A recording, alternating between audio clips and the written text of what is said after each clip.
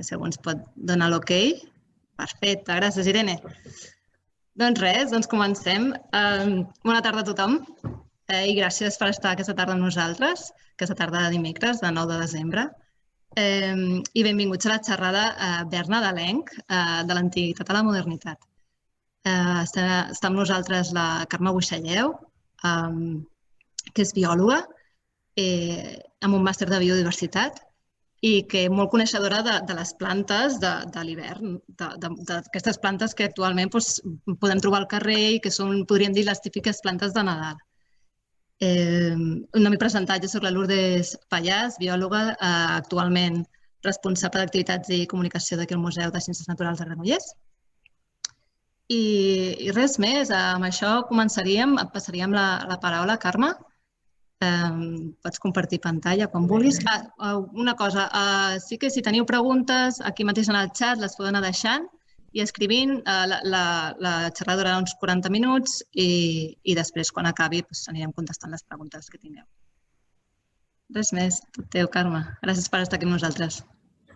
Molt bé, tu parteixo pantalla. Aquí...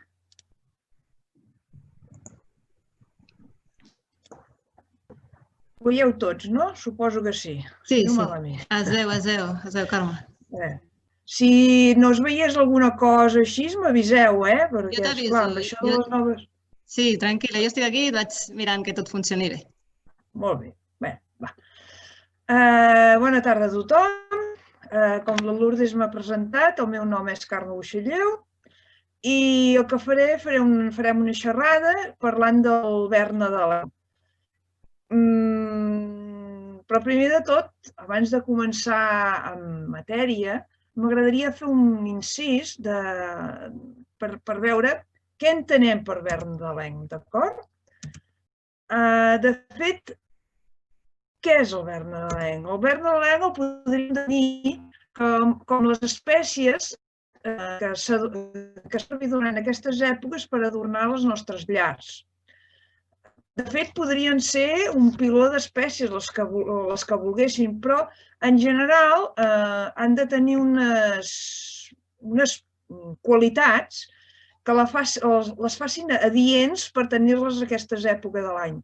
Aquestes qualitats són que, bàsicament, que aguantin el verd a dins les cases, dins les llars, durant uns dies. De tal manera que aquest verd, vull dir, per exemple, són plantes que si tu les treus del seu medi natural, les poses dins de casa, doncs que no perdin les fulles, no perdin la verdor, fins i tot facin una mica d'aroma, etc. O també que tinguin la condició que, per exemple, tinguin alguna cosa que es pugui relacionar amb les festes nadalenques. Això, bàsicament, és el que anomenem com a Berna de l'Enc, d'acord?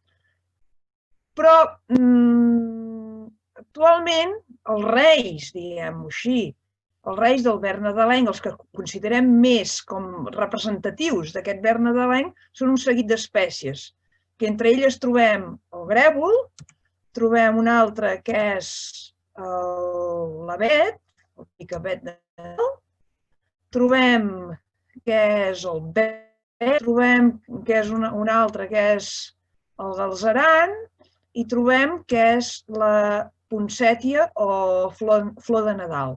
Aquests serien els típiques i tòpiques espècies considerades Berna de l'Enc. Però no només això, també podem trobar-ne d'altres que podrien ser molt ben ser a casa nostra, o conegudíssima molsa que posem pels pessebres, o també pot ser el suro, que emprem també per fer les muntanyes, les casetes, o el que sigui, també del pessebre. Però com molt bé us he dit abans, no només es restringeix a aquestes espècies, que també en podríem fer un reguitzell d'altres, segons la imaginació ens permetés. Complint aquelles condicions que us he dit, sobretot, que es mantinguin verdes, que no li perdin les fulles, fins i tot que facin aroma, que tinguin alguna simbologia, etc.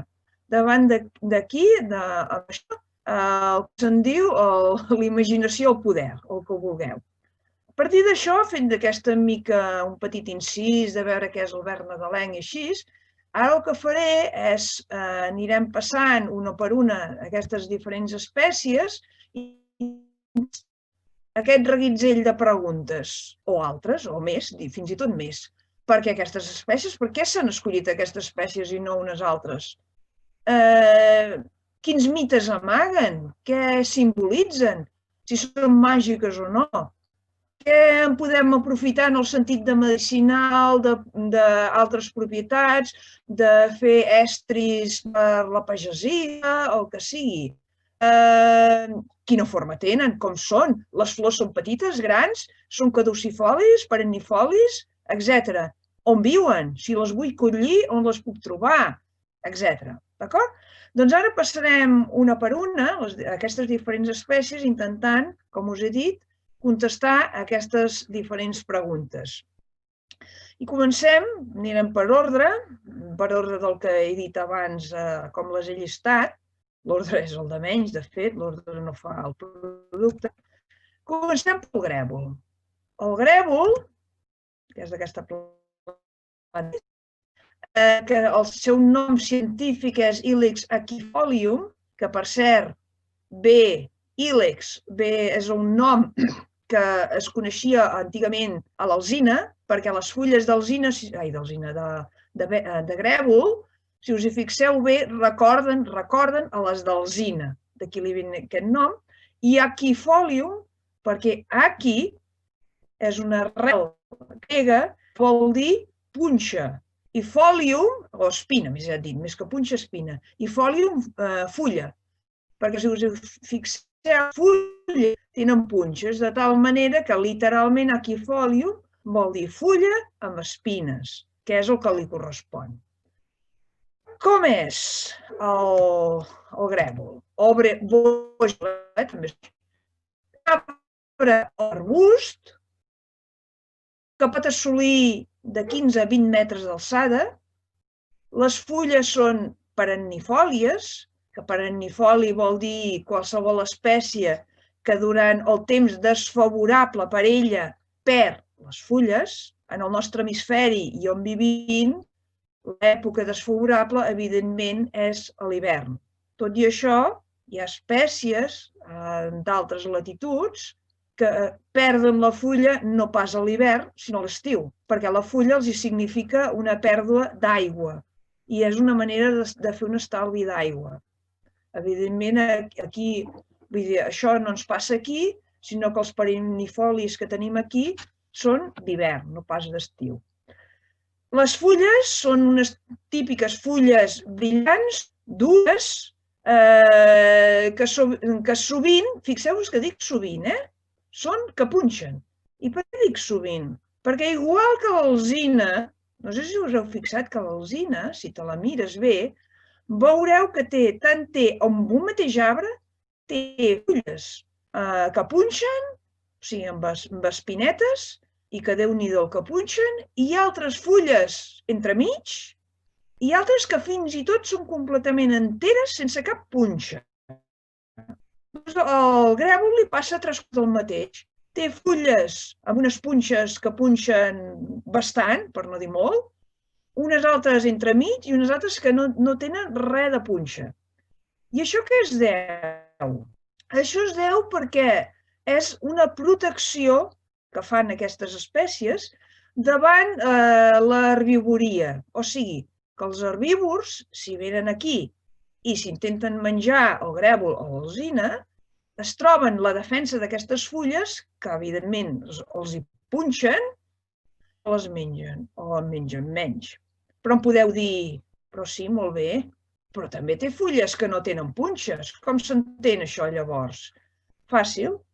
Les fulles punxoses es troben amb els exemplars joves o a les parts baixes de l'arbust o arbre. De tal manera que les parts altes, on no hi arriben els herbívors, tenen fulles enteres. I és una evolució que ha fet la natura per evitar que se les mengin. Una altra cosa curiosa que té el grèvol és que és una planta que s'anomena dioica, que di vol dir dos, i oikos, en grec, vol dir casa. Vol dir que tenen dues cases. Això vol dir que podem trobar peus masculins i peus femenins. De tal manera que els peus masculins només faran flors masculines, només faran el pol·len i mai de la vida els fruits. En canvi, els peus femenins tenen només flors femenines, tindran les parts femenines, evidentment, de la flor, exclusivament, res de parts masculines, i seran els peus on hi apareixeran les boles típiques aquestes vermelloses. El fruit, com acabo de dir, és vermell habitualment a la maturitat, vol dir a la maduració. Una altra cosa curiosa, que no totes les espècies ho tenen, vaja, ben poques espècies ho tenen, de fet, que maduren a la tardor-hivern. Significa que és en èpoques de penúries, en el sentit de disponibilitat d'aliment per als animals que viuen als boscos, doncs tenen una font d'aliment molt, però molt important. Tant és així que entre aquest aspecte, que és una font d'aliment importantíssim, fins i tot vital pels animals per sobreviure en aquesta època dificultosa que significa l'hivern, i una altra cosa és que també s'havia explotat molt, arribant a límits quasi bé, no diré d'extinció, però que perilla les seves poblacions. Veient això, doncs, els governs, com per exemple el català, han prohibit la seva recol·lecció. No és permès recol·lectar grèvol de la natura. Sí que és permès, evidentment, si tu tens una plantació de grèvol, doncs tallar el grèvol i vendre'l, però han de tenir un certificat, volem dir que això no ve directament de la natura. I és molt important que si tu vas a un mercat i veus grèvol que venen, doncs assegurar-te que prové de vivers, que no prové de la natura. És una planta, un arbre, un arbust, que per cert al Maresme en tenim, al Maresme, perdó, ja se m'ha colat en el sentit que se'm nota que soc del Maresme. Perdoneu. Doncs al Maresme en tenim, però també, evidentment, aquí per la vostra comarca del Vallès també n'hi ha.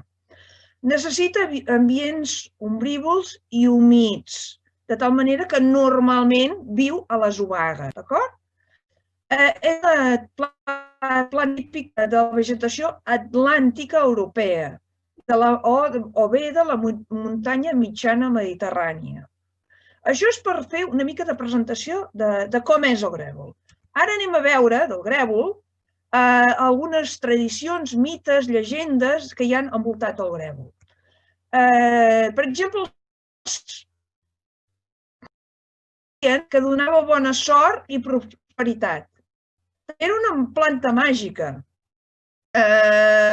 i de tal manera que el que feien és que es construïen amulets i que els druides, per exemple, que eren els sacerdots d'aquella època, sacerdots, homes màgics, que utilitzaven les varetes fetes de grèvol per fer els judicis. També hi ha una llegenda, que és bonica, que és aquest dibuix que teniu aquí, que representa el rei roure a la dreta, que ja veieu que porta una glà, fulles de roure a l'esquena, i el grèvol, que porta fulles de grèvol i les boletes vermelles del grèvol. Fixeu-vos que un va vestit d'hivern, ben tapat, el rei grèvol, i l'altre va vestit d'estiu, que és el rei roure. Si us hi fixeu, el rei roure hi veiem unes orenetes i el rei grèvol hi veiem neu que cau. Doncs conta la llegenda que antigament hi havia un gran roure on els noiets, la gent jove, els nois, els petits, es refugiaven sota el roure per no tenir calor. Però quan arribava l'hivern, evidentment, el roure, que és un arbre de fulla caduca, perdia les fulles i les criatures que es refugiaven sota seu tenien molt de fred. Llavors, què va passar? Va aparèixer el rei Grèvol i va dir: espera't, ara el que faré jo, el que farem és que ara els nens durant l'hivern, com que jo sóc de fulla perenne, o sigui que no em cau durant l'hivern, o més ja dit, en tinc sempre durant tot l'any, doncs durant l'hivern els refugiaré a les criatures i així no tindran fred.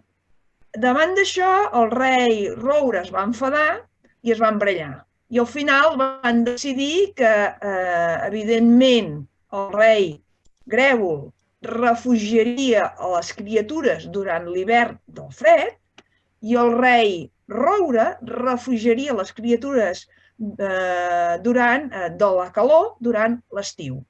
Això és la llegenda, d'acord? Altres coses curioses dels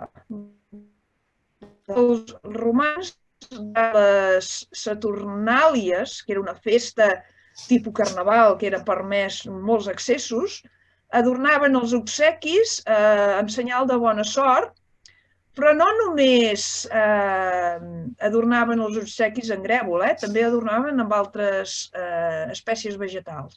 Però en el cas del grèvol, era per donar bona sort.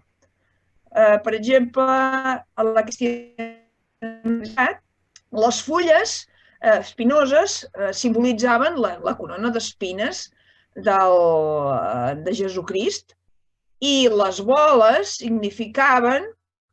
tenien la significació de les gotes de sang de Jesucrist. Per això, diguem, es va agafar el grèvol com un molt bon símbol pels cristians.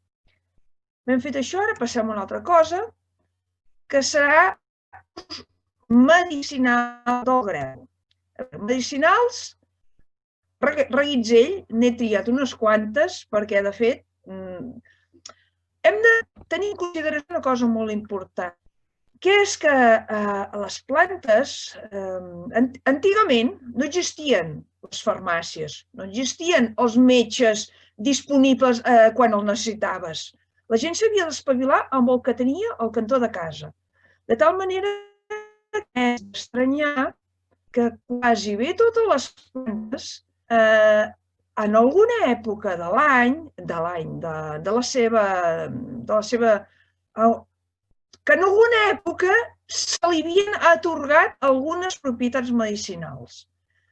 Fossin certes o no, perquè n'hi ha moltes propietats medicinals que es creia que ho eren, però en realitat no ho són. Però, en canvi, d'altres sí. Això és el que s'anomena una branca ciència que s'anomena l'etnobotànica, que l'etnobotànica estudia, recopila aquestes receptes tradicionals transmeses oralment de pares a fills d'aquestes propietats, d'acord? Doncs de propietats, tipus de propietats en tenen, quasi bé totes les plantes en tenen alguna. N'enumerarem algunes, perquè evidentment totes és impossible. Medicinalment, per exemple, les fulles en decocció, i aquí ja hi som, decocció, i fixeu-vos que més avall posa escorça en infusió. Quina diferència hi ha entre decocció i infusió? A veure, ambdues són tisanes. Una tisana és agafar el producte que volem extreure el principi actiu, que és el que serà el medicinal, i el posarem amb aigua. Quan el que fem és tenir el producte, posar-hi l'aigua i aquest producte deixar-lo bullir durant una estona, l'aigua que bulli amb el producte dins durant una estona, això és una decocció. En canvi, si tu tens el producte i tens aigua bullint i la tires a dins el producte que vols extreure el principi actiu amb l'aigua bullint i res més, o una altra manera de fer és tenir el producte a l'aigua, deixar que comenci a bullir i només que comenci a bullir tancar el foc, això és una infusió. D'acord? Per què aquesta diferenciació? Perquè heu de tenir present que hi ha alguns productes, principis actius, que són molt volàtils, de tal manera que si els deixéssim bullir massa estona, com en una decocció, es perdrien amb el vapor d'aigua, per tant, perdríem la propietat medicinal. En canvi, si el que volem és extreure un producte que és difícil d'extreure, que no s'extreu fàcilment, doncs necessitarem que aquell producte bulleixi una estona més. Per tant, aquí serà adient fer-hi una decocció. Normalment, però precisament aquí, en l'exemple aquest, en el cas del grèvol, és al revés, normalment les parts dures es necessitarà que bulli una estona més, per tant seran decoccions. Tipus escorça, que ja veieu que en el cas del grèvol és al revés, escorça, arrels, així que siguin parts dures. En canvi, si són parts més toves, que l'aigua és més fàcil que penetri dins l'estructura i extregui el principi actiu, doncs normalment seran infusions. Productes tous serien, per exemple, les fulles, que repeteixo, aquí precisament el grèvol és al revés. Fulles serien flors, coses així toves. Entesos? Bé, va. Doncs, les fulles, en el cas del grèvol, seran en decocció. I aquesta decocció, que ja recordeu, vol dir que es deixen bullir durant una estona, seran diürètiques. Diürètiques és qualsevol producte que el que fa és fer-te fer pipí, literalment. I com que fa fer pipí, doncs va bé per el reuma, la gota, l'hidropècia, que és acumulació de líquids de manera en el cos. També són febrífugues, o sigui que fan baixar la febre. Això per les fulles. Amb escorça, amb infusió, són tranquil·litzants i van bé per les histèries, per les epilèpsies.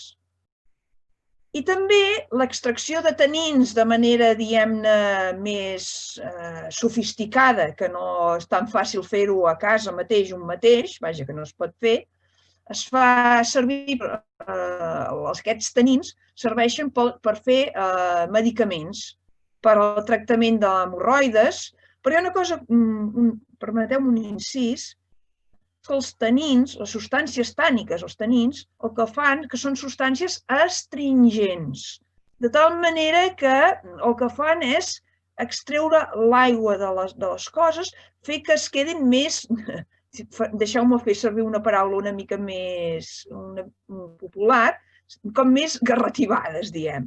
En el sentit que, per exemple, si tu fas un tractament d'hemorroides, doncs les hemorroides són penes que han quedat laxes, les parets venoses han quedat laxes. Si amb una aplicació d'aquests dels tanins, el que fan és que es quedin com més, es contrauen més, diem, i fan que desapareguin, s'absorbeixin. També serveix pel tractament d'úlceres bucals, però també com a cosmètics, que serveixen per eliminar la grassa, per eliminar grans de la pell, etc. I repeteixo, això són un dels pocs usos medicinals que se li han donat al grèvol durant la seva història. Però alerta, importantíssim, no us ho veureu mai. Els fruits són molt tòxics, fins i tot poden ser mortals. O sigui que els fruits molt bonics, vigileu. I sobretot vigileu si a casa vostra teniu infants i teniu grèvol allà per decorar, que no se'ls posin a la boca, que ja ho sabeu que els nanos tenen aquesta estranya habilitat de posar-s'ho tot a la boca. Continuem.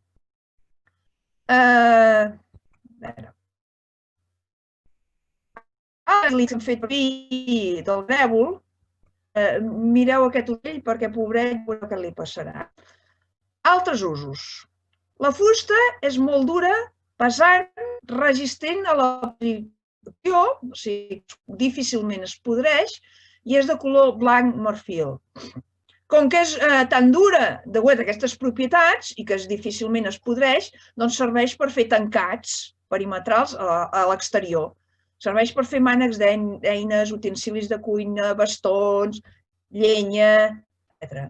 L'escorça serveix per obtenció de la lliga. Què carai deu ser la lliga? I ara va relacionat amb aquest pobre ocellet. La lliga, l'obtenció de la lliga, doncs aquesta escorça, fent un tractament previ, s'obté una substància enganxosa, i algú potser ja ha aixecat l'antena i dic, ai, que ja sé què li passa a l'ocellet, li passarà. El que fan, i encara avui dia es fa, veieu aquestes creuetes d'aquí? Doncs aquesta part d'aquí està embatomada d'aquesta lliga, substància enganxosa.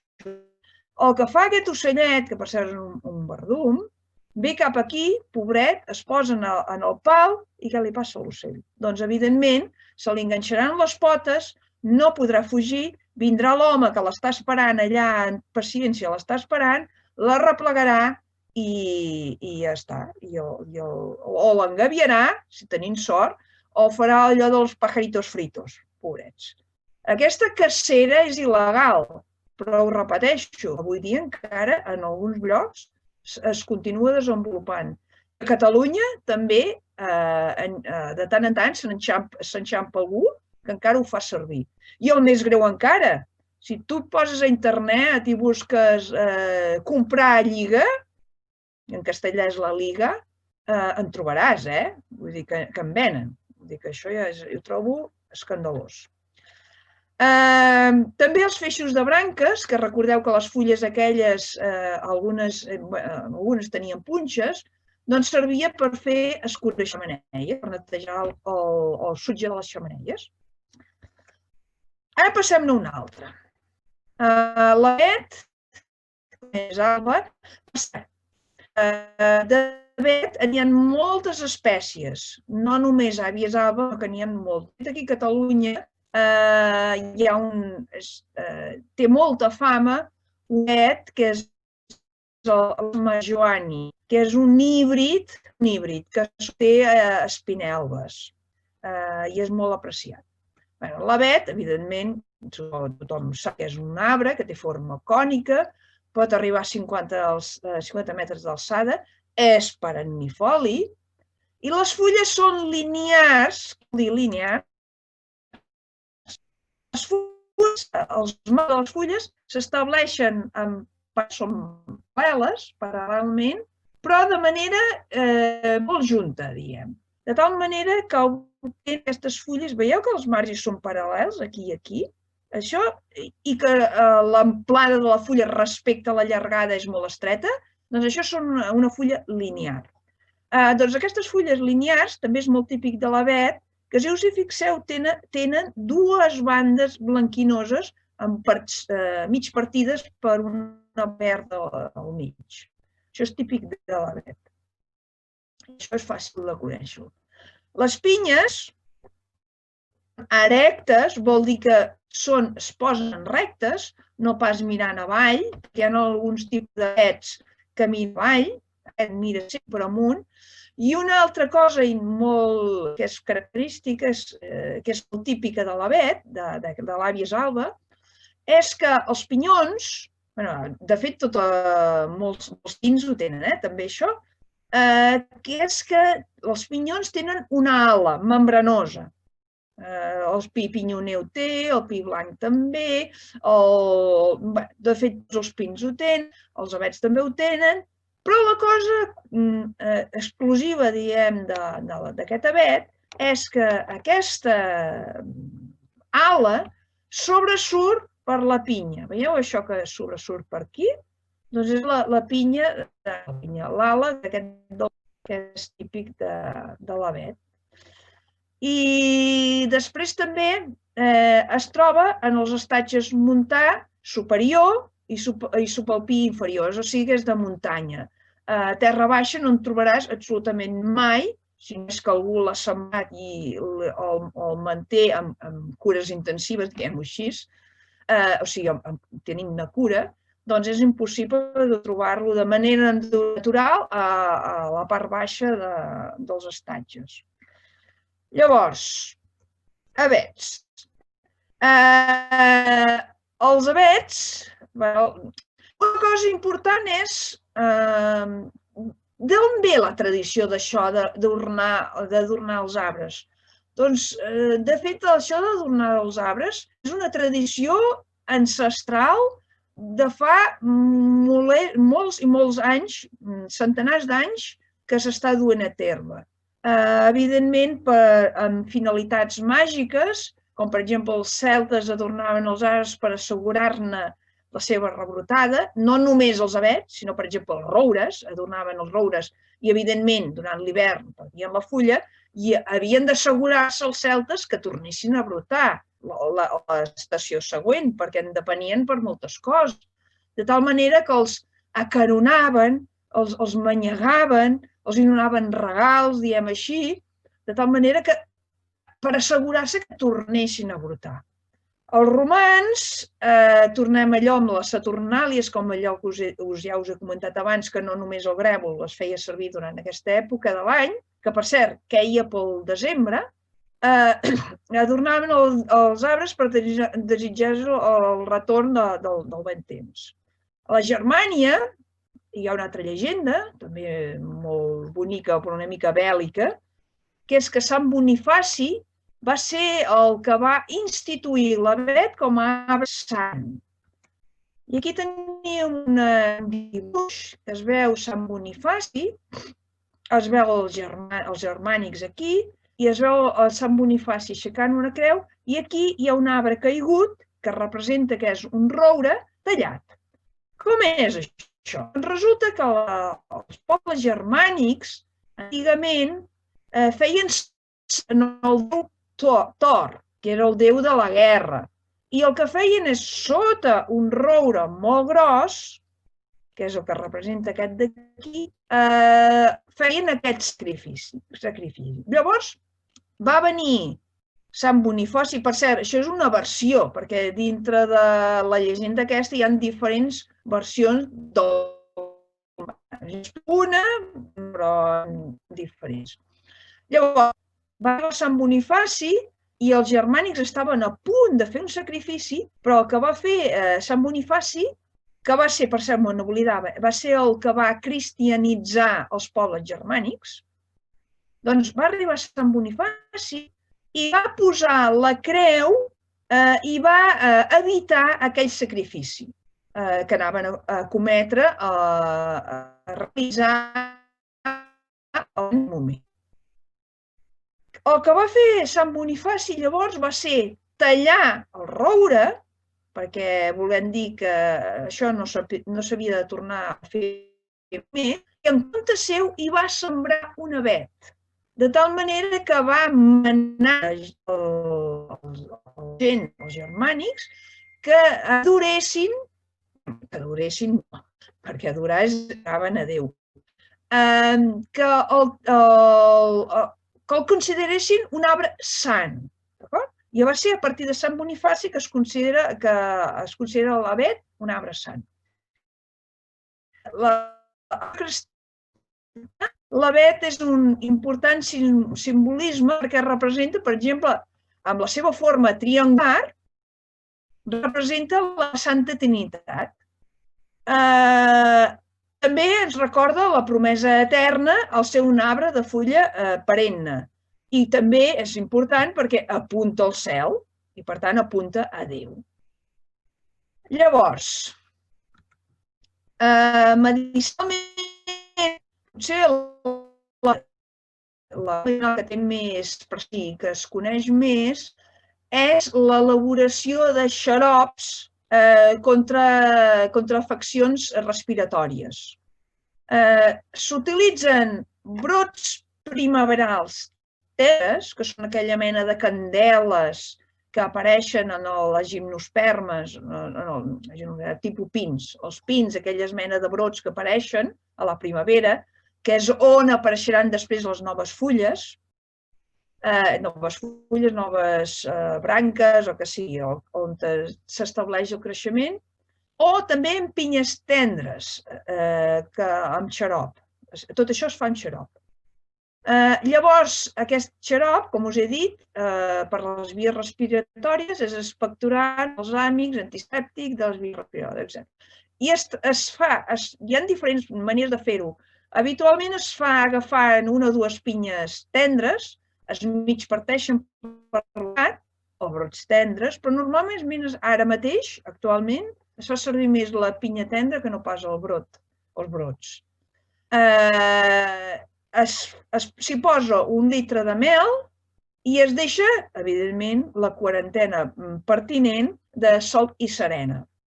I res més. Una vegada fet això, doncs et prens la cullereta, quan tens una mica de mal de coll o així, o tens tos, et prens la cullereta d'aquesta mel i et solucionarà, o si menys no, et alleujarà el problema. També es pot fer fent una infusió, que recordeu que la infusió és el producte quan l'aigua comenci a bullir per al foc o producte tirar aigua bullent i res més, que es prepara de la manera que veieu aquí. Per a mel. La mel és una cosa... No es fa perquè sí, la mel. Té una raó de ser. La mel és un producte llepissós, espès, de tal manera que si tu t'ho poses a la boca i t'ho empasses, com que té aquesta propietat llepissosa, et quedarà, diguem-ho així, més o menys, com empastifat tot el coll de mel. De tal manera que el principi actiu que t'interessa que actuï romandrà més temps al lloc que vols que actuï que no pas si prenguessis el mateix amb aigua, perquè aigua tu empassaries i de seguida aniria cap a l'estómac i no es retindria allà on te vols que faci la seva funció. Per això és important la mel. I qui diu la mel, sucre també va bé, fer un xarop espès, també seria el mateix. La funció d'aquestes dues coses, mel o fer un xarop, és donar l'espessor necessària perquè a l'empassar-te el producte no arribi directe a l'estómac ràpid, de pressa, sinó que estigui una estona allà on vols que estigui. Llavors, també les fulles i brots primaverals tendres en infusió són diürètics, recordeu que serveixen per fer pipí, i també serveixen per les infeccions urinàries perquè té propietats antisèptiques, afeccions cutànies, etc. La trementina, que la trementina, de fet, ja sabeu que tots els pins i els avets, si els hi fas una ferida, surt una resina, surt la resina famosa. Aquesta resina, a dins seu, té l'essència de trementina, que es pot aïllar, que eren les famoses trementinaires, és el que aïllaven i després anaven a vendre arreu dels pobles de Catalunya. Doncs aquesta trementina, que per cert, la trementina de fet literalment és aigua ras, que són els dissolvents de les pintures. Però aigua ras pur, no pas l'aigua ras, diguem-ne, substitut, que l'aigua ras de substitut són derivats del petroli. Però la trementina, l'aigua ras pura, és trementina. Era que la trementina, o bé aigua ras pura, perquè ja estic dient que pràcticament és el mateix, doncs va bé fent fregues com dolors musculars, articulars o d'ossos i d'ossos. Però s'ha d'anar al tanto perquè té la peculiaritat que irrita la pell, de tal manera que si fas una frega no passa res, dues tampoc, però si en fessis molt sovint t'acabaria deixant una pell vermella com mata. També va bé, doncs, com que va bé pels dolors musculars, articulars i d'ossos, va bé per combatre l'artrosi i el reuma. També aquesta trementina va bé per preparar emplastres i ungüents balsàmics, que són per obrir les vies respiratòries. Continuem. La fusta de color clar va bé per la fusteria, construcció, caixes d'instruments, de ressonància d'instruments, per això teniu aquest violí aquí, perquè les caixes de ressonància fetes amb avet tenen una ressonància molt bona. També es havia fet servir la destil·lació de les fulles per obtenir essències per fer perfums. Els tanins de l'escorça, hem dit que els tanins eren un producte que el que feia són astringents i, entre altres coses, el que fan és expulsar l'aigua, doncs servia per adobar pells, de tal manera que el que feien aquests tanins expulsaven l'aigua de les pells i permetien que es conservessin. La trementina, a part de propietats medicinals, també serveix per a fabricar aromes sintètics o, evidentment, per dissolvent, perquè, com us he dit, és de fet gas. Les branques també en alguns indrets són una branqueta posar, és un dels infinits ingredients que hi pot haver a la ratafia. De fet, la ratafia, l'únic ingredient infal·lible i que hi ha de ser és la nou verda. La resta de plantes pot ser el que vulguis, el que tinguis a l'estat. I de manera natural creix l'avet, doncs no és gens estrany que la gent hi posi o hi posés branques d'avet. Passem ara a una altra planta, que és el vesc, Viscum album, que és el nom científic. Aquesta planta que s'anomena que és un hemipàsid sobre planifolis, avets i pins. Hemipàsid vol dir que és mig paràsit. Què vol dir que és mig paràsit? Vol dir que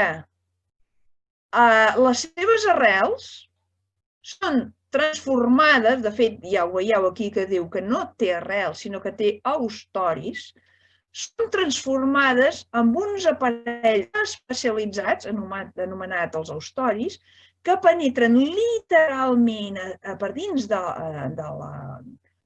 l'espècie hoste, que poden ser planifolis, com hem dit, els que tinguin fulla plana. Poden ser avets i poden ser pins, doncs penetra per dins el seu hoste i el que fa és xuclar-li realment saba bruta del xile, de tant que la sàvia bruta són les sals minerals i l'aigua. Com que són sals minerals i aigua i no són productes treballant així, tinguts de la planta hoste, doncs necessita el vesc, necessita fer fotosíntesi. I si us fixeu bé, veieu que és verd. I és verd perquè necessita fer la fotosíntesi, perquè està xuclant aigua i sals minerals només. No xupa les substàncies elaborades del floema, sinó que ho xucla tan sols aigua i sucres del xilema. Per això fa la fotosíntesi. Això es diu hemiparàsit, en el sentit que és no el 100% paràsit, en el sentit que les espècies 100% paràsites són aquelles que xuclaran els productes elaborats del floema de les plantes hostes. Que no necessitaran aquestes plantes 100% paràsites, no necessitaran fer la fotosíntesi i, per tant, no són verdes. En canvi, el vesc, si és verd, vol dir que fa la fotosíntesi, vol dir que tan sols li xucla l'aigua i les sals minerals. Alerta, tan sols no us penséssiu pas que no li fa mal. Un vesc passa, dos també, però hi ha ocasions que veus tot un arbre tot cobert de vesc, de tal manera que pot arribar a matar el seu hoste. Llavors, és una mata molt ramificada, veieu que té moltes branquetes, d'un verd pàl·lid. Fixeu-vos que el verd no és pas pujat. I si us hi fixeu, es creix d'una manera amb bifurcació. una bifurcació, una altra bifurcació, bifurcacions. És una típica manera de créixer que té el vesc.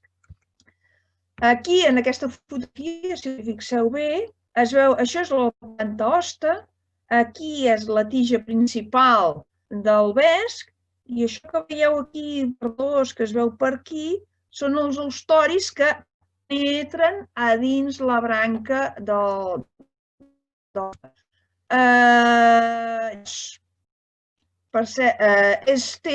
pot arribar a fer fins a 100 centímetres d'alçada, o sigui, 1 metre.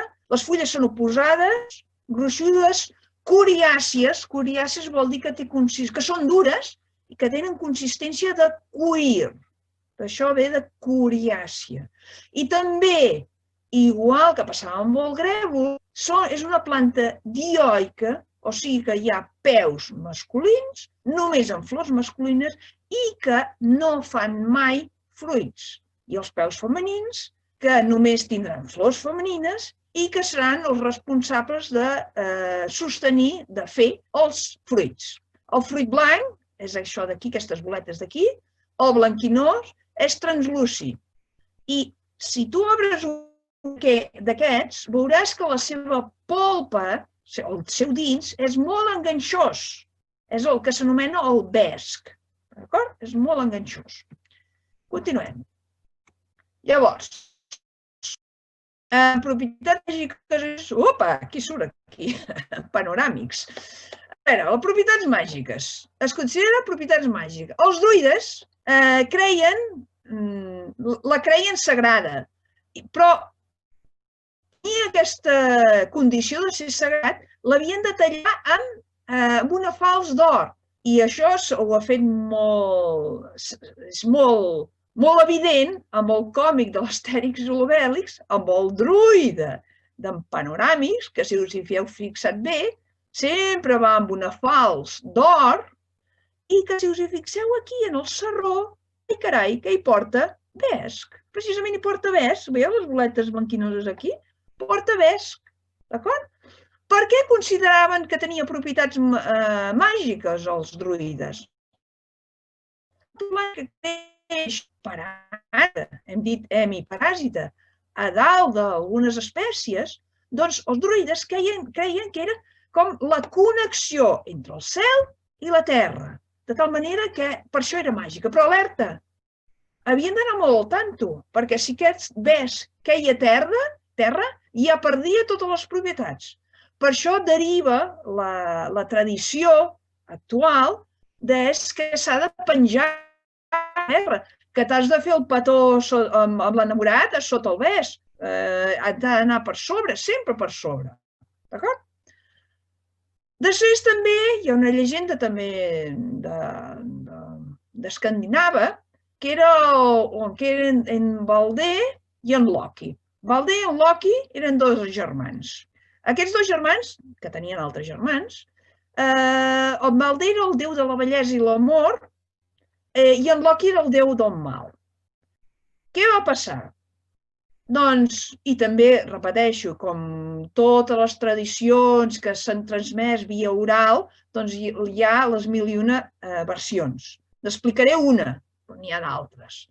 Doncs, per exemple, en aquesta versió, Balder va somiar que un dels seus germans, recordeu que a part de Loki tenia altres germans, un dels seus germans l'assassinaria.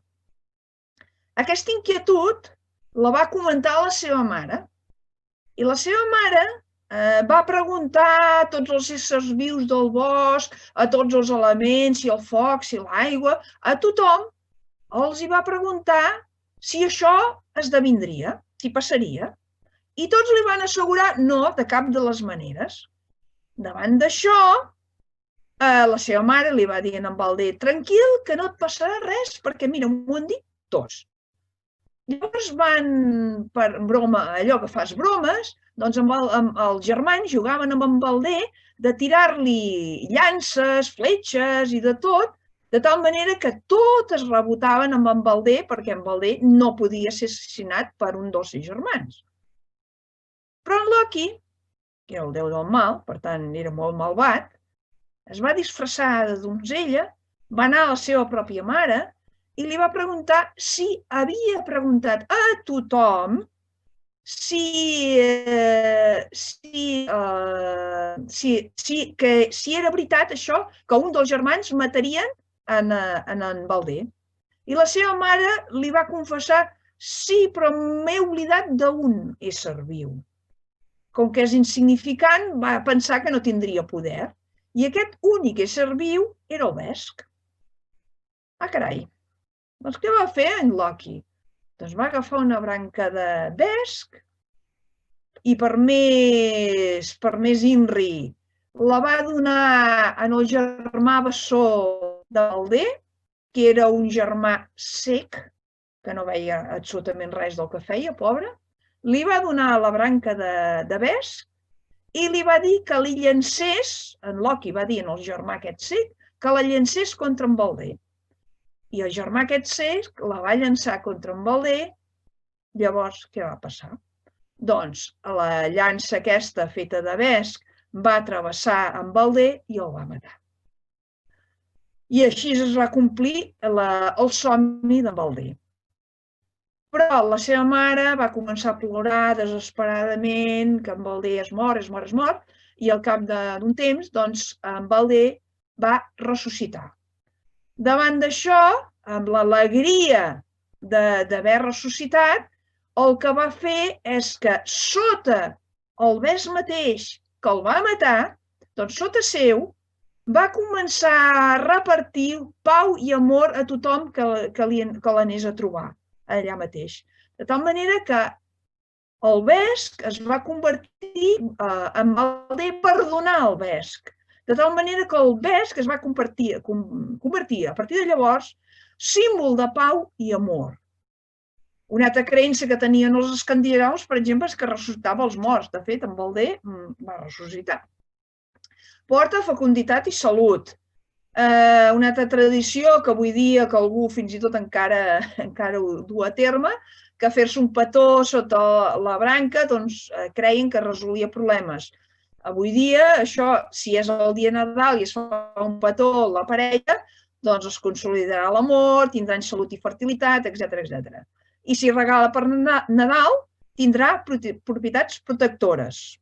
I la cosa és que el que et regalin, per cert, sempre ha de ser regalat, si no, no tindrà aquestes propietats protectores, l'hauràs de penjar amb una porta. Recordeu que no pot tocar mai a terra si no perd les propietats, segons la creença, evidentment. Es penjarà sobretot amb una porta i quan passi l'any, el que es fa és cremar aquest Vesc vell i penjar-ne un de nou. Repeteixo, però sempre regalat. Continuem. Vaja, una injecció. Ja podeu imaginar de què parlaré ara. Medicinalment té unes propietats molt interessants, que és un immunoestimulant, vol dir que estimula el sistema immunològic, és un pal·liatiu dels tractaments anticancerígens, no cal dir res més, és un calmant del dolor, per tant s'ha fet servir contra el lumbago, la ciàtica, etc. També actua sobre el cor i la pressió sanguínia, de tal manera que el que fa és que és un hipotensor, vol dir que baixa la pressió sanguínia, contra les palpitacions, els mal de caps, marejos, etc. També és diürètic, també és sedant, etc. Però s'han tornat, tota la planta és molt tòxica, sobretot els fruits, que poden ser mortals. Per tant, alerta, de tal manera que la seva administració única i exclusivament ha de ser duta a terme per professionals que coneguin la planta. I normalment el que es fa és fer amb extractes, amb injeccions. De tal manera que això amb infusions i això, fora. Com repeteixo, de manera professional s'ha de fer servir. Continuem. Vinga, va. Altres se'n tornem. Aquest ocell és la griva, que fixeu que es diu Visivorus. Visivorus literalment vol dir menjador de vesc. Perquè si bé a nosaltres els fruits del vesc poden ser mortals, a molts animals i molts ocells el vesc és un delicatessen. No els hi fa absolutament res, sinó que perfecte. I a més, això que diem, és un fruit que apareix i serveix per aliment de molts animals. Recordeu que eren enganxosos, els fruits, o la polpa.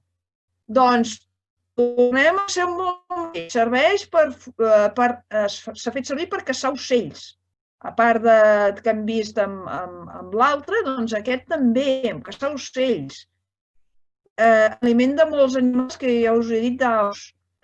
Una cosa curiosa que té, jo ric per la manera que ho he escrit, diu, les aus són agents dispersors principals, són els responsables de traslladar, de dispersar el vesc entre diferents arbres, i tant pel davant com pel darrere.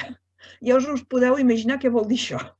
Pel davant vol dir que l'au, com agafa un fruit de vesc, que recordeu que és molt enganxifós, l'au intenta netejar una mica aquesta cosa enganxifosa i fent-ho de tal manera que refrega el fruit del vesc a la branca.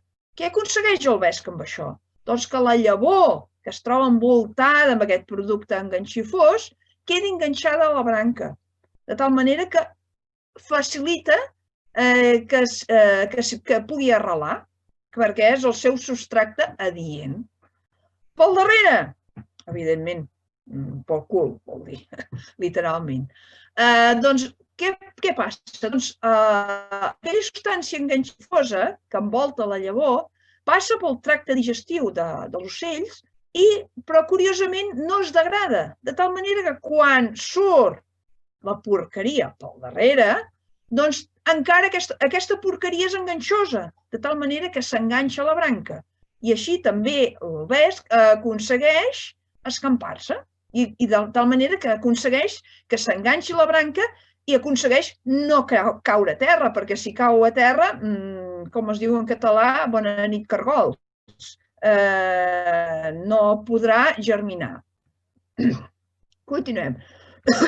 El rusc, que és aquest d'aquí, és aquest que fa aquestes boletes també vermelles. És un arbust, si us hi fixeu, té multitud de tiges que li surten de baix, li surten moltes tiges, que pot arribar a fer 1,5 metres d'alçada, però normalment no arriba tant. Té un rizoma sota seu. Un rizoma no és res més que una tija subterrània de creixement horitzontal. Vol dir que és una tija que creix sota de manera paral·lel al nivell del terra.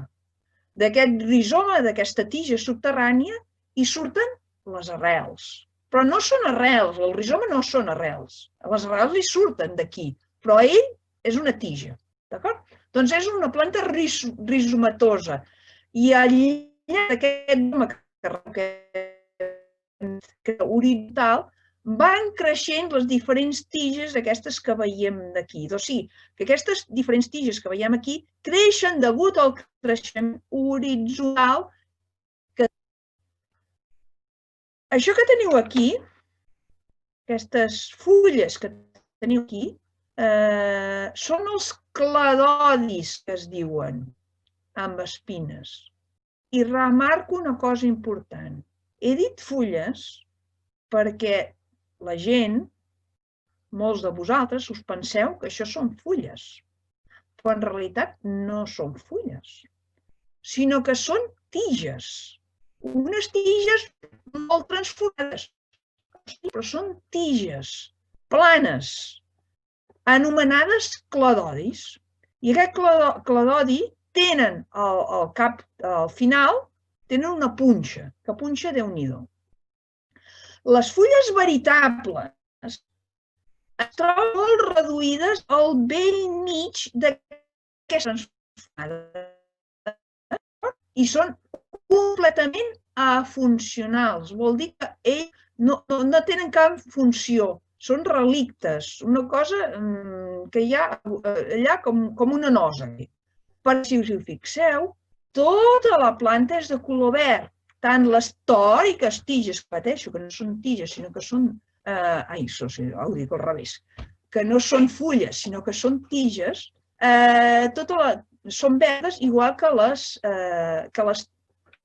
pròpies tiges, típiques tiges, que tothom sí que identifica com a tiges. Tota la planta és verda. Per tant, aquesta planta torna a ser planta dioica. Vol dir allò que són peus masculins i peus femenins. Evidentment, els peus femenins seran els únics que faran els fruits aquests vermells. Les flors creixen, fixeu-vos-hi, al bell mig dels cladodis, d'aquestes tiges planes transformades. I això, de fet, ja et pot fer sospitar que això d'aquí no és una fulla, perquè des de quan algú de vosaltres ha vist una fulla amb una flor al seu mig, al bell mig, i posteriorment amb un fruit. Em sembla que ningú ho ha vist. Perquè, de fet, això no és una fulla.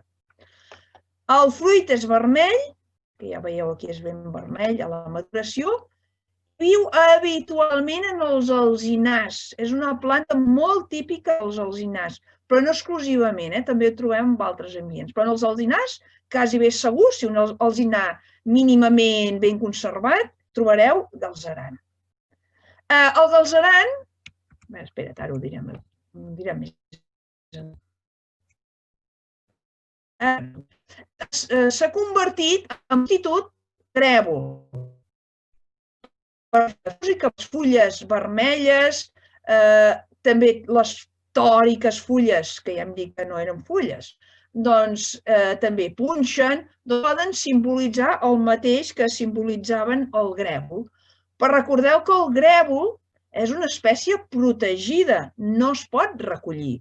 En canvi, el galzeran, de fet, a Catalunya es troba arreu. N'hi ha per donar i per vendre, que es diu, n'hi ha molt.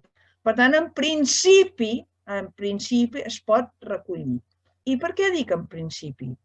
Doncs perquè, evidentment, si tu ets a dins d'una zona protegida, com un parc, com el Parc Montnegre Corredor, el Parc del Montseny, que teniu aquí al cantó, els dos parcs els teniu aquí al cantó, evidentment, a dins els seus límits, la seva recol·lecció és prohibida, així com a altres indrets de protecció. Doncs això. Fixeu-vos aquí, per exemple, aquí, veieu aquí, s'ha fet servir una utilitat, s'ha fet servir com una en grèvol. Llavors, en grèvol, galzeran, no sé què. Medicinalment. Medicinalment és un diürètic, un antiinflamatori, un benotònic, o sigui que el que fa... Segurament les propietats més interessants, més útils dels galzeran són aquestes de benotònic i el que afavoreix, millora, es fa servir pels trastorns menors, si són majors ja malament, hauràs d'anar al metge, tant sí com no, menors de la circulació venosa, per això és el benotònic. De tal manera, com que va bé pels trastorns aquests, alleuja els símptomes de cames pesades, va bé contra les varius, el formigueig, el dolor de cames, etc. També va bé contra les morenes, que alleuja la picor i l'ardor. I en cosmètica va bé contra problemes dèrmics i la cel·lulitis, o sigui, molt indicada per tot això. Però els són tòxics. Aquests no necessàriament mortal, però et faran passar una mala estona, perquè poden provocar vòmits, diarrees i fins i tot convulsions. Per tant, la intoxicació pot ser fins a cert punt severa i depenent de qui pot esdevenir, pot acabar sent mortal també. Però normalment aquest no és tan O sigui, la seva toxicitat no és tan elevada com els altres que hem comentat. Però tot i això, alerta. Els ocells, 3/4 del mateix, no els hi fa res, no els hi passa absolutament res. Poden menjar-ho sense cap problema. Altres usos, els brots tendres es poden ser consumits igual que els espàrrecs. Per tant, no són tòxics els brots tendres, ni la planta, la toxicitat són els fruits. Els feix de branques es havien fet servir com a escombres grolleres, també com a escures xemeneies. Una cosa que servir, fixeu-vos aquí, tenim una sèpia, tenim aquí branques de galzeran, i això que veieu aquí són els ous de sèpia. D'acord?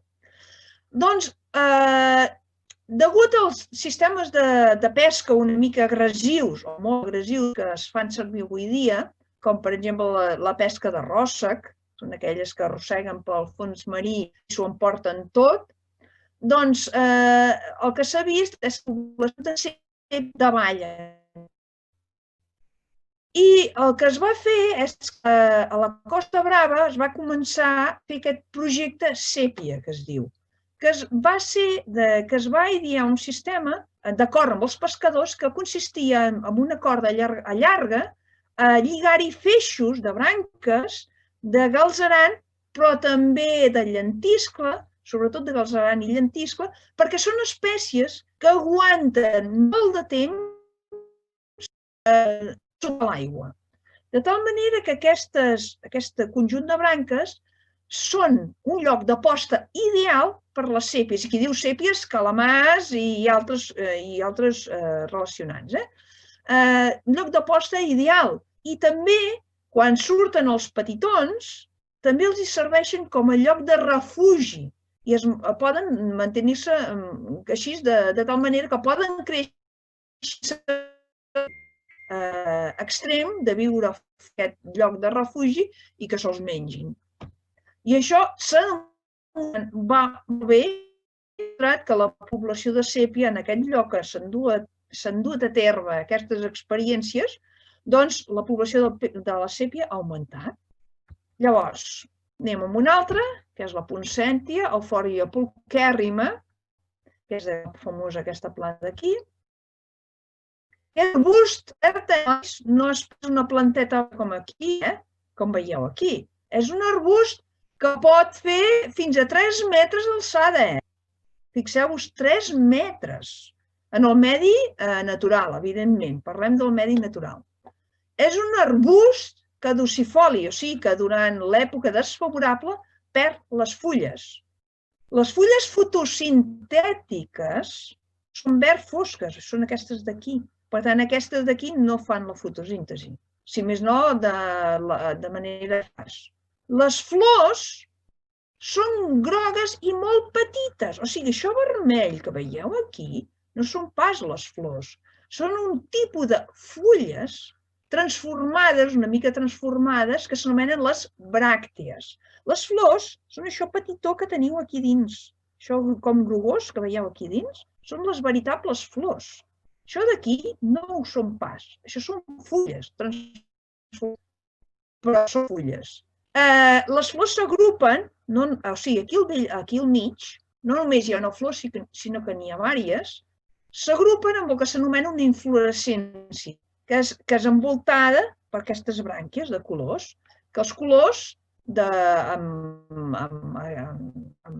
a jardineria s'han obtingut diferents colors, entre vermell, roses, grocs, blanquinós, fins i tot n'hi ha de blaves, però de blau alerta, no és que sigui alerta, no és que la planta faci bràctees blaves, sinó que és el botiguer o el productor de la Poinsettia, o flor de Nadal també es coneix, que li tira un tiny, que la planta l'absorbeix i transforma en blava. Però no és que la planta hagi fet ella mateixa la bràctea blava. I és una planta originària de Mèxic, no és pas d'aquí. Llavors, ara explicarem una història com va anar d'aquí, per això us vaig dir aquest senyor, Poinsett, que va ser el primer ambaixador nord-americà a Mèxic durant el 1825 i el 1829 i que va ser el responsable de la seva introducció als Estats Units. Evidentment, Poinsett, Poinsettia, d'aquí li ve el nom.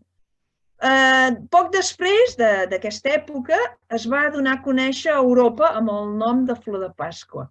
Tot i això, val a dir que més que donar a conèixer, es va popularitzar, perquè antigament, durant la conquesta per part dels espanyols de les Amèriques, doncs de fet ja em van portar cap aquí. El que passa que em van portar però va passar desapercebuda. Però va ser a partir d'aquest senyor que es va esdevenir popular. I tan popular ha esdevingut que els Estats Units han posat el 12 de desembre com el dia que va ser la morir amb el senyor Poinsett, doncs fou declarat un dia nacional, el Dia Nacional de la Poinsettia. Continuem. Llavors, com que és una planta, per això aquí surten els esters, les asteques antigament feien servir el làtex, feien un preparat contra la febre. També n'extreien un colorant porpra per tenyir roba, cosmètics, etc.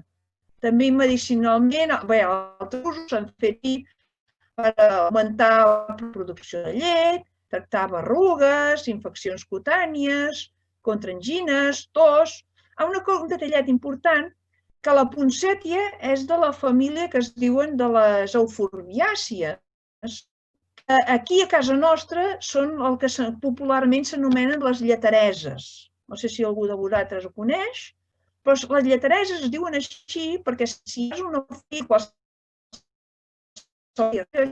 comença a regalimar per aquesta ferida un làtex blanc que recorda a la llet.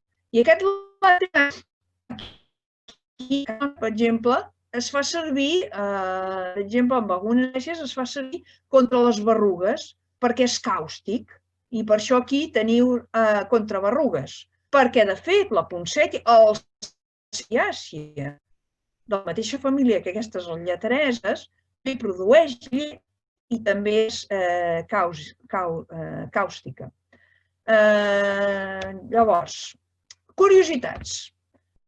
Curiositats de la poinsettia. Per cert, el làtex, aquí ho veieu, que diu que com que és càustic pot provocar al·lèrgies. Per tant, la gent els jardiners que manipulen els productors de poinsetties o flors de Nadal, és necessari que es posin guants perquè pot provocar al·lèrgies. Curiositat és que per florir necessita no rebre la llum durant un període de 12 hores. Si rep més llum del compte, no florirà. Per això hi ha aquest dibuix posant al mig tan equilibrat dia com nit. A l'hemisferi nord floreix a l'hivern i una altra curiositat és que recordeu que era un arbust que podia assolir els 3 metres d'alçada? Doncs com és que podem tenir-lo baixet, com una mateta? Doncs mitjançant regulador creixent i, evidentment, per la millora genètica. Passem a l'alzina surera, que és el Quercus suber, la surera, perennifoli, etc. I el més rellevant és que fa el tronc obert d'aquest suro. El suro, per l'arbre, no és gens banal, és d'una importància vital. Perquè resulta que el suro són unes cèl·lules, el suro és format per unes cèl·lules buides, mortes i buides. Era que si tu ajuntes cèl·lules mortes i buides, una cèl·lula aquí, una altra cèl·lula aquí, una altra cèl·lula aquí, fas una cambra d'aire. Al fer una cambra d'aire, el que fa és que el suro tingui propietats, entre altres, que tenen molta lleugeresa, el suro lleuger, perquè són cambres buides, però una altra cosa important i que per l'arbre, com dic, li és vital, és que el fa sigui un perfecte aïllant. Però aïllant de què? Heu de pensar que el suro, entre altres espècies, és una espècie típicament mediterrània. De tal manera que al ser una espècie típicament mediterrània, heu de pensar que a la Mediterrània hi ha un fenomen recurrent, un fenomen que fins i tot, i ara algú de vosaltres s'escandalitzarà, és útil i necessari, perquè aquest fenomen resulta que és el foc. Acabo de dir que és útil i necessari, No sé si algú de vosaltres s'està estirant els cabells, perquè ho és. El problema dels focs avui dia no és el foc en si, sinó que és la freqüència. Si s'esdevé un foc posem per cas, cada 100 anys, 200, 300, és útil i necessari. El problema és quan aquest foc s'esdevé cada 5 anys, 10, 20, 30. Aquí hi ha el problema. La freqüència, que són massa freqüents. De tal manera que, i per cert, a la Mediterrània, el foc és un element modulador, és un element més integrat dins la lògica dels ecosistemes mediterranis. De tal manera que és una cosa inherent a l'ecosistema mediterrani. Tan inherent que el suro el que fa és protegir l'arbre davant dels focs. De tal manera que si ve un foc, si bé li cremarà les fulles i les branquetes tendres, el tronc quedarà completament viu. I quan hagi passat el foc, al cap de no res, veureu que comença a brotar una altra vegada, cosa que altres espècies típicament mediterrànies no poden fer. Per exemple, el mateix, l'alzina, Quercus ilex, que és cosina germana del suro. Doncs l'alzina, quan li arriba el foc, al no tenir suro, el tronc es mor. La part de baix, la part subterrània, la soca, no es mor pas de l'alzina. Però què passa? Una vegada el foc hagi passat, tindrà el tronc principal mort, haurà de començar, quasi bé de zero, a tornar a construir tot un tronc. En canvi, el suro juga amb l'avantatge que el tronc ja el té construït, no l'ha de tornar a construir.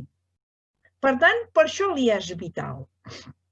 A veure, doncs continuem en això. Doncs fulles coriàcies, o sigui, consistents, són dures, verd grisenques, dentades subenteres, allò que us he comentat abans, que són que poden de diferents formes amb un mateix individu. Pot haver fulles que tenen moltes dents o altres fins i tot enteres i més o menys tomentoses o al revers. Tomentós vol dir que tenen pèls i revers vol dir per sota.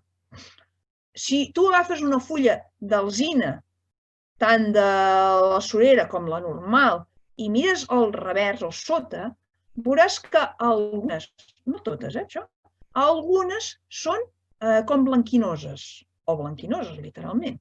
Aquesta cosa blanquinosa són uns pèls minúsculs, que de fet són una evolució a no perdre aigua. Una adaptació més que evolució, a no perdre aigua. Flors unisexuals vol dir que en el mateix arbre, ara engegaré, ho sento, en un mateix arbre té flors masculines i femenines però separades. Les masculines s'agrupen amb aments pèndols, si us heu fixat, a la primavera surten com una mena de racadetes, diguem-ho així, a les alzines i en els roures, en l'alzina surera com els rics, en enjoll, són flors femenines. I les flors femenines són petitones i bastant imperceptibles. El fruit és l'aglà, amb una cúpula a la base, i que viu en substrats silícics, l'alzina surera, principalment, i la regió mediterrània occidental, o sigui que a l'oriental no hi ha alzines sureres. Ara tenim l'aglà, Tothom sap que el suro va bé per fer les muntanyes del Pessebre, per fer ponts, casetes... Em sembla que ja vaig prou ràpida, no, ara? Bueno, tampoc cal passar-se.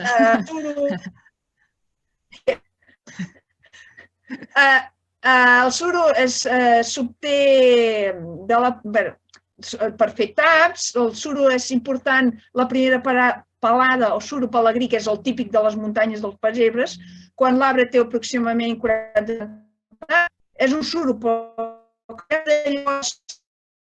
en forma típica de les muntanyes dels Pessebres, un suro cada mes aciat, i les pelades successives seran cada 10-14 anys. Serveix per tacs conglomerats, per... i els cors per treure extranins, pells, lans com a aliment, llenya, mànecs, rusc... Rusc són els ruscs d'abelles. Antigament, els ruscos d'abelles eren fets amb pans de suro o amb la forma mateix del suro estret. Fabricació de joguines, el que sigui. I en veritat, amb el cava i un monjo. Dom Perignon. Suposo que us sonen d'un cava de... Doncs resulta que en Dom Perignon, de fet, era un monjo. Un monjo benedictí que es considera el responsable que avui dia, l'inventor del xampany, diem. I és el responsable que avui dia puguem tenir xampany. Per què? Doncs, primer,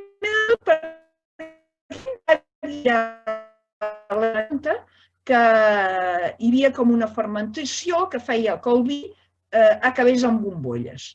Però passava una cosa, aquestes bombolles el que feien és que feien petar les ampolles, els taps antics que eren fets de fusta, enrotllats de cànem, amb una mica d'oli, no tapaven bé, les bombolles es perdien, etc. Llavors, què va passar? En Dom Perignon, també són versions. Uns diuen que va anar a Sant Feliu de Guíxols, altres diuen que algú va anar allà a la Xampanya. I el que es va veure és que el senyor aquest, el monjo aquest, en Dom Perignon, va veure taps de suro i se'n va donar compte que substituint els taps antics de fusta amb suro, doncs, com oli en un llum, els gas no es perdia. Doncs, gràcies al modest suro, avui dia podem gaudir del xampany. Molses, a veure, hi ha diferents tipus de molses, són plantes colors sense flors, no tenen fulles de... La fecundació requereix medi aquàtic, normalment creixen compactes, a Catalunya hi ha més de 6.660 tàxons. Juguen un paper molt important en els ecosistemes perquè mantenen l'humitat, tenen l'erosió, contribueixen a la formació del sòl, són illes de biodiversitat i de tal manera que al ser tan important estan protegides. No vol pas dir que no es puguin recollir, però s'han de recollir amb unes certes condicions, no així a la balalai com vulguem. No. A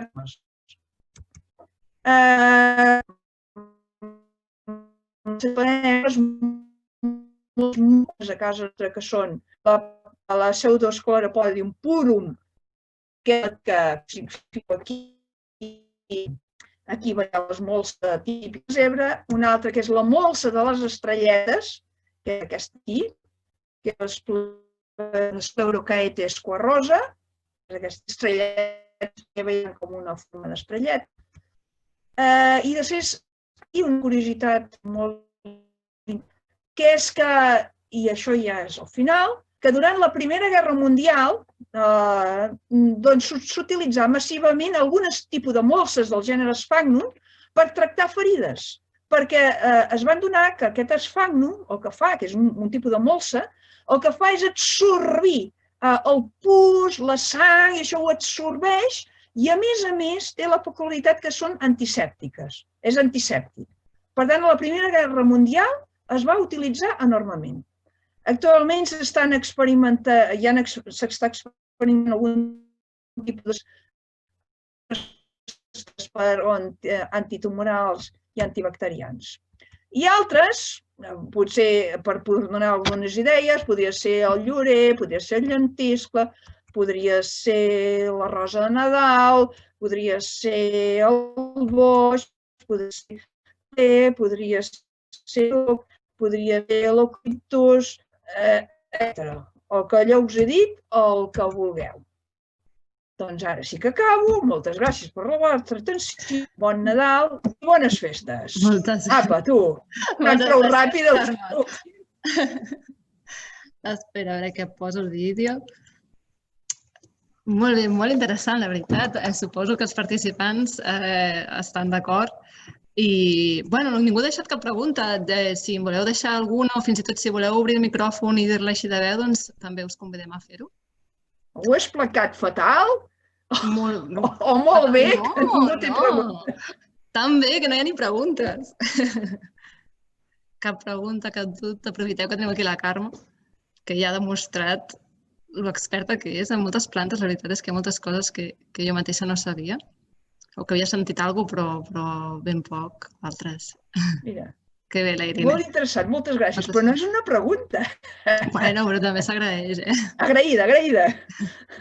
No sé si ho he comentat abans, que s'ha gravat i s'està gravant, ho penjarem al canal de YouTube per si voleu recuperar o compartir. Em sap greu al final haver hagut d'anar ràpid, Sí, em sap greu haver-te d'allà. La veritat és que hi ha tant a explicar. Això vol dir que n'haurem de fer una altra, Carme. Sí. N'haurem de fer una altra. Com es treu la molsa en bones condicions, comenta l'Anna.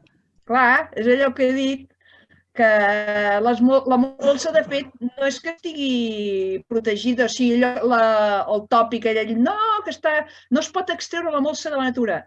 Si és en un espai que no és protegit, repeteixo, allò, amb els espais protegits no es pot extreure res, però amb espais no protegits sí que es pot extreure, però amb unes certes precaucions, que és, per exemple, que sigui un espai que l'extracció sigui no massa grossa, o sigui, 1 metre quadrat d'extracció i prou, o menys i tot, millor menys, que sigui prou.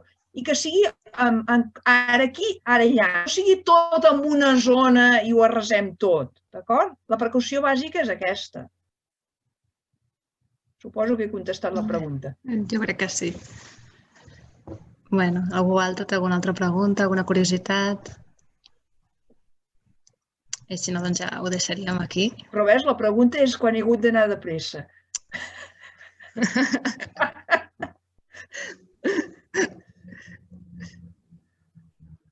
Gràcies. Gràcies a vosaltres. A vosaltres. Sense vosaltres no podria ser-hi. No hi hauria xerrades. No, clar. Diu que entenc que és per preservar-ne la recuperació. Les dues coses. Per preservar, o sigui, dues coses. Per preservar la recuperació i perquè d'aquesta manera, recordeu que he comentat, el que passa que és d'allò, com que ho heu comentat ràpid i de pressa i corrents, és perquè, com que fan la funció aquesta important que retenen l'aigua de tal manera que són com esponges i després l'alliberen a poc, si tu n'extraiessis molta, doncs aquesta funció no la podria fer. El sòl, el terra, quedaria nu. I el quedar nu també perdria la funció de fer d'esponja, perdria la funció de protecció del sòl, o sigui, quan plogués a bots i a barrals, el sòl s'erosionaria, per tant, pertanyíem a aquesta funció, perdríem la funció d'illes de biodiversitat, o sigui que són indrets on, a part de les molses, hi viuen algues, malgrat que us soni estrany, les algues també viuen a terra ferma, evidentment en ambients vius, viuen algues, viuen cianofícies, viuen petits invertebrats, doncs perdríem aquestes illes de biodiversitat, perdríem també un element més de la formació del sòl, etc. Per tant, les dues vessants es fa per les dues coses. Per permetre que es segueixi reproduint-se i perquè no perdem aquestes funcions vitals que fa la molsa en el bosc. Molt bé. Doncs, bueno, ho deixarem aquí, ara ja sí, em sembla. Sí. Carme, moltes gràcies a tots els participants i esperem trobar-nos a la propera. a la Molt bé. xerrada. N'hi ha un altre dimecres que ve, també que us convidem a participar, sobre la natura confinada. Teniu a l'agenda de la web, del museu, una mica la descripció de tot plegat, de què va. La natura confitada. Confinada. Què és això? No us dic res més perquè ho consulteu. Molt bé. Ens acomiadem o què? Sí, tant. Jo m'acomiado també? Sí. Tu mateixa. Molt bé. Moltes Doncs gràcies, ha estat Carme. un plaer. Igualment. Ja sabeu on trobar-me. Ja m'heu descobert. Ja he sortit del caparazón. I espero que amb tot el que hem explicat també hàgiu pres consciència de la importància de preservar tots els éssers vius del nostre entorn. Molt important, la veritat, és que sí. Molt bé? Molt bé. Doncs adéu-siau, fins la propera. Fins la propera, adéu. Adéu. Adéu.